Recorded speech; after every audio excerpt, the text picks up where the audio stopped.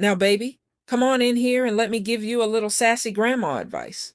You see all these folks online talking about stocks, bonds, cryptocurrency, investment portfolios, and financial freedom?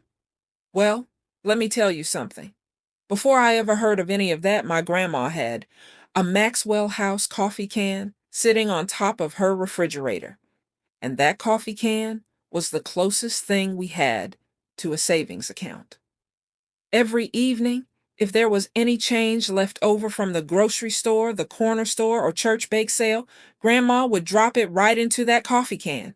Clink, a penny, clink, a nickel, clink, a dime.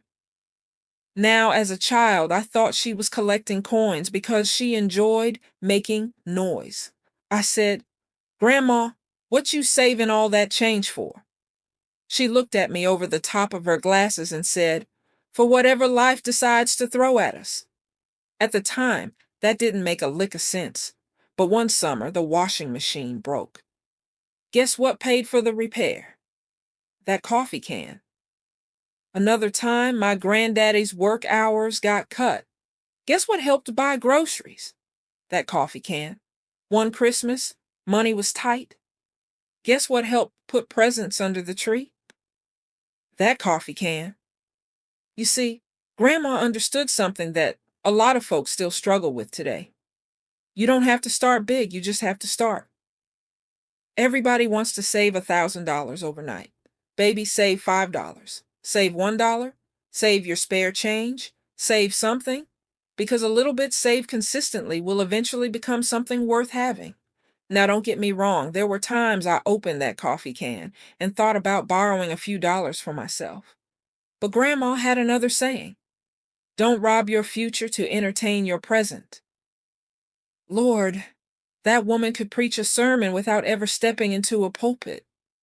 The older I got, the more I realized the lesson was never really about the coins. It was about discipline. It was about preparing for tomorrow while you're living today. It was about understanding that emergencies don't send invitations before they arrive. And that's your grandma advice for today. If you can't save $100, save 10. If you can't save 10, save 1. But save something.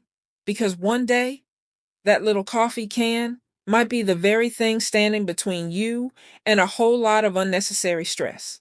Now go on and put something aside before you spend it all on things you won't even remember buying next month.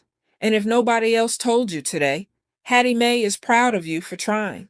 That's your sassy grandma advice for the day.